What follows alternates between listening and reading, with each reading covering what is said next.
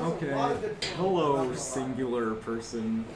This workshop is not very prefabulous or spectacular, but we're gonna do it anyway, I guess. So, we're gonna talk about prefabs, tile sets, animated sprites, and cameras, so that's pretty cool. So, right now, our player, you will notice, is just an object in our scene. So there's no way to easily move this from one scene to another. So what we can do, though, is make our player into a prefab that we can copy from one scene to another. But Godot doesn't have prefabs. Not exactly, at least. It has prefabs, but they're not actually prefabs. So what you can do is save an object as a scene, and you can actually insert a scene into another scene. And that is how you get the functionality of prefabs, because a scene is just a root node and all of its children. So we can make our player its own scene and just put that in our other scene. So an easy way to do that is to just right click on our player and select Save Branches Scene.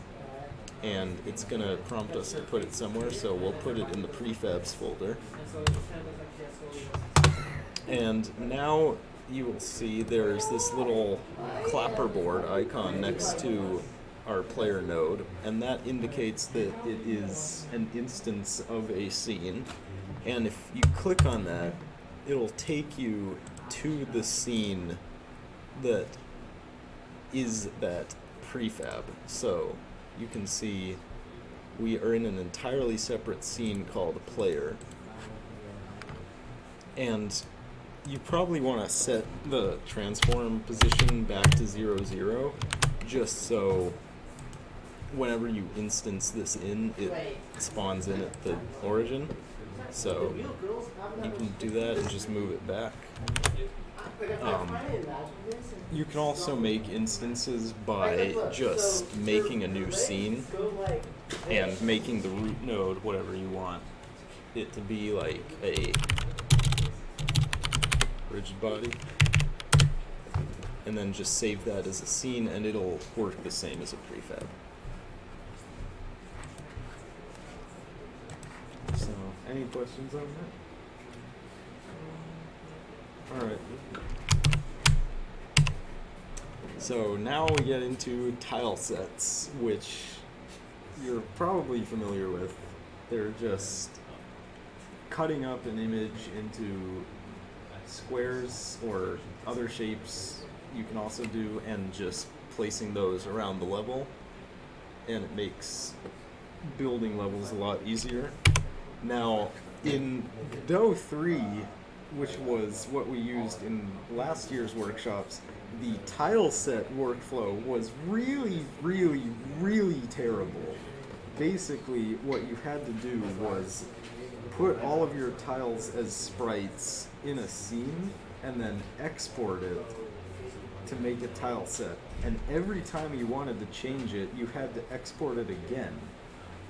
But thankfully, 3.1 has a proper Tileset Editor that makes it a lot easier. So what we can do is go into, I'm going to make a new folder called resources, I guess. And in here we can make a new resource, which will be a tile set. And I'm just going to call it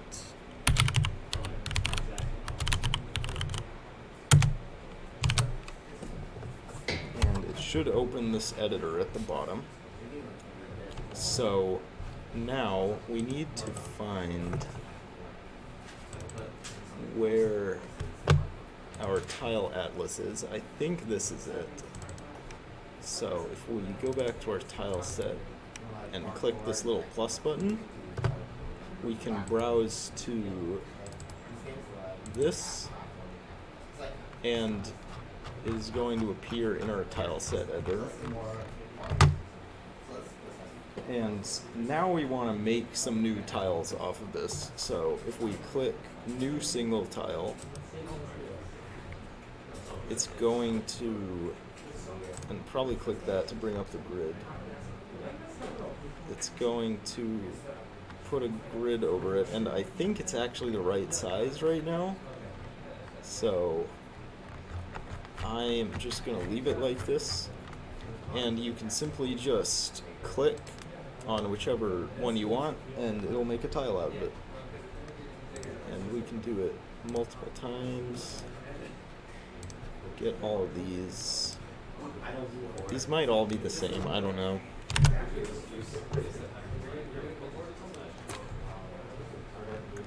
And so now, yeah, okay, so once we have our tile set, we can go into our scene and add a tile map. And under tile set, we can select the tile set that we just made. And the grid is going to be the wrong size, so you're going to need to change it to, I think it's 32 by 32. Yeah, there we go. And so now we can just place these tiles. I'm going to get rid of our, actually no. I'm going to just put these on top of our floor.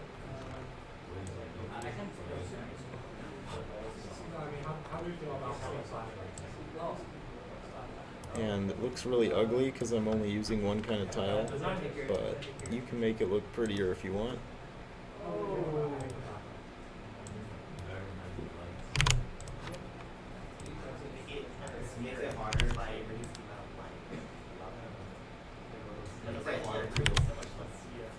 Also, you probably want to come over here and lock the tile set, because then you're not accidentally going to select it when you're just clicking around.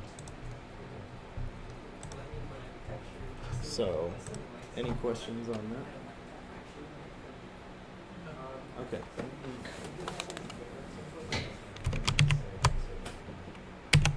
Oh, also, you can, if you look up here, you can rotate the tiles or flip them. So that can be really useful. It can mean you don't have to make like tiles for every single angle of something. You can just rotate it. And if you hit this button, it'll reset it.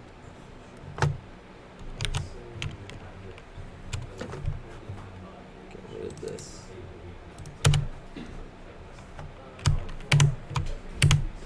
Okay, so we can also add collision to our tile set, which is really handy because then you don't need to put collision objects on every single bunch of tiles that you have. So if we go back to our tile set again, and we click on new single tile, or no, just click on the tile, one of the tiles that you already had. You might have to double click it. And there's this button that says collision, and if you click on that, you'll get this little selection here, and if you click on the rectangle option and then just click on your tile, then it'll put a collision shape on it.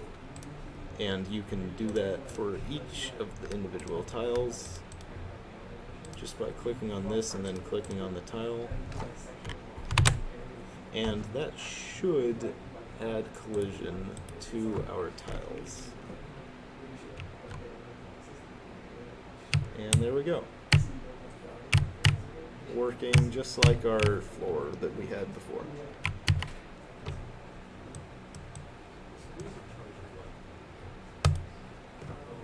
Any questions?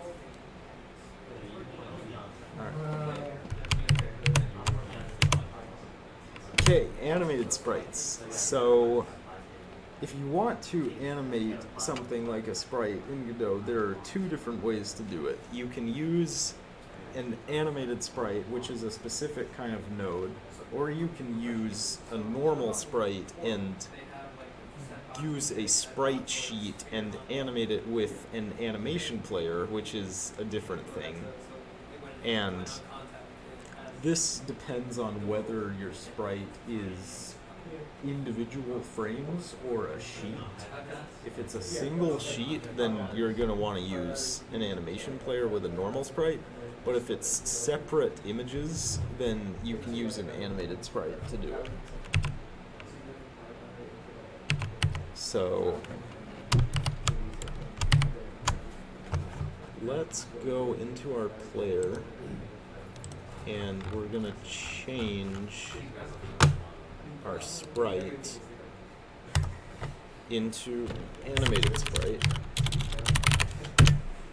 And our player is going to disappear because we need to make a new sprite frames under this frames property here.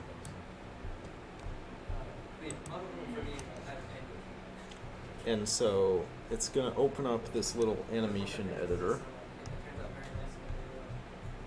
And we can rename this to like idle. And then we're going to browse to our folder, and I think we can just drag these in. And if we hit the playing button, it'll preview our animation, and you can change the speed down here to whatever you want. And let's also add a walk animation.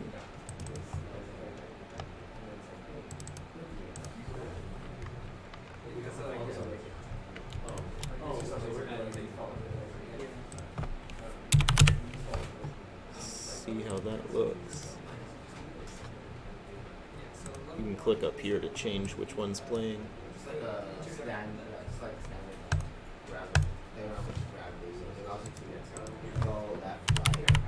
Make a jump one too.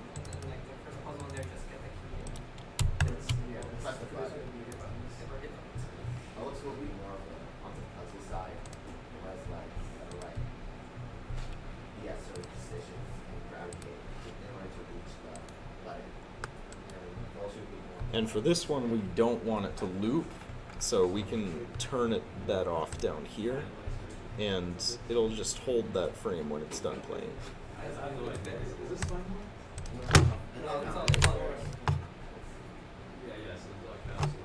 That all makes sense. So now we can use our script to play these sprites using the play method on the sprite. So if we go into, well, first off, if we go in here, and our player is playing their idle animation, but not their walking animation. So we can go into our script and say, you would probably want to do this in a separate function, but for now we can just do it like this.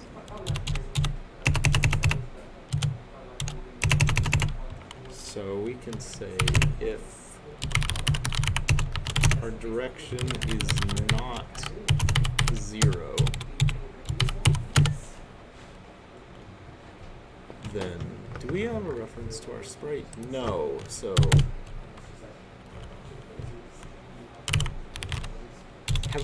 have I talked about onReady yet? I don't remember. Have we talked about this keyword?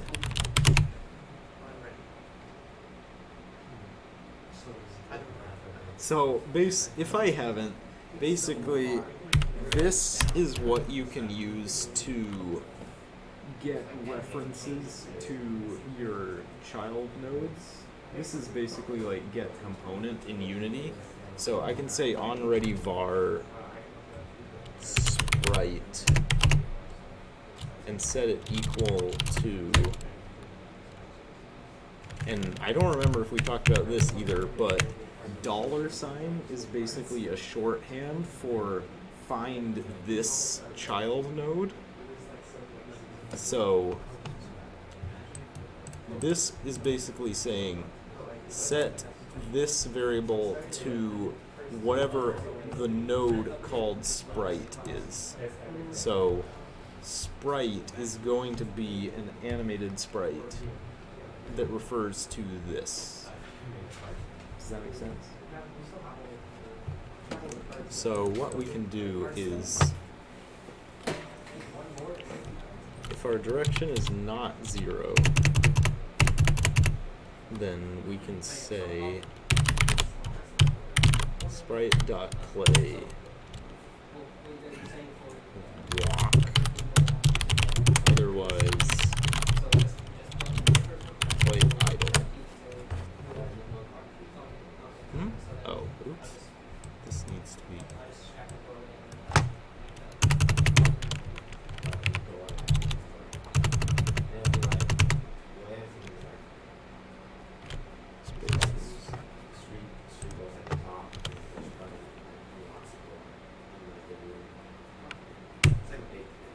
So now our character is walking when we walk, although she is not turning around. So we can also say, what's a good way to do this?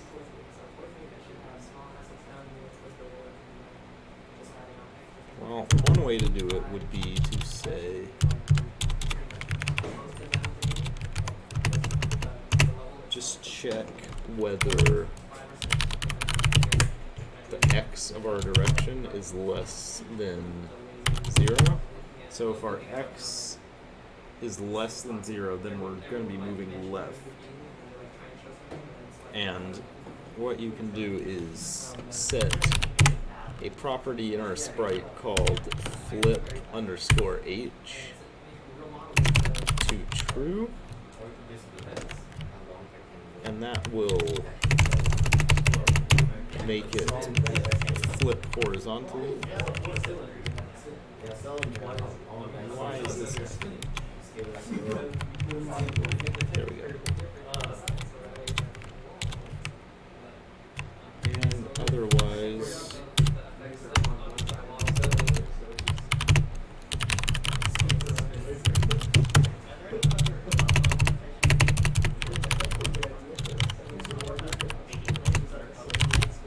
set it to false, and this should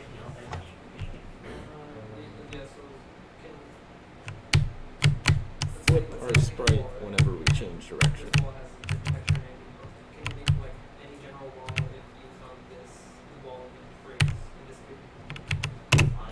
And our jumping doesn't really work right now, so I'm not going to add the jump sprite, but you can add it if you want. Any questions? Okay. I think there's one more thing. Yeah.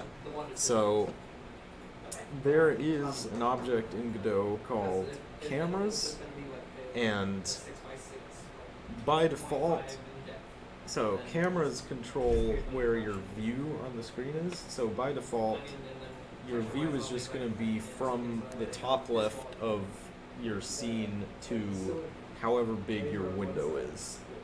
And we can use a camera to specifically control where that is. So I'm going to drop in,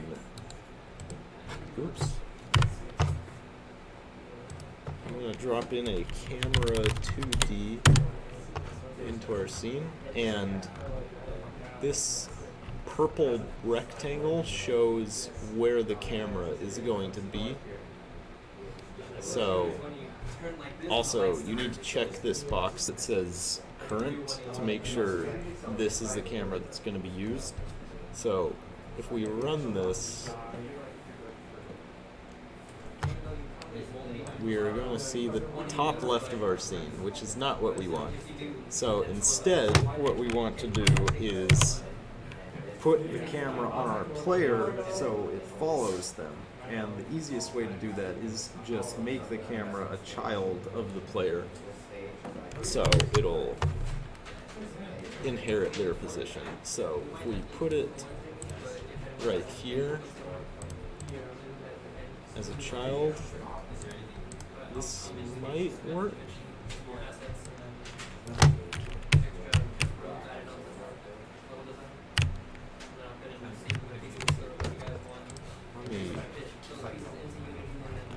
Let me move it a bit.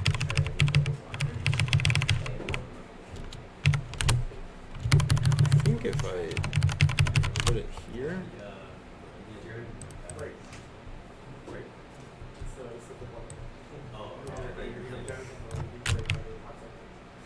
Yeah, so now our camera is centered on our player and it's going to move with them.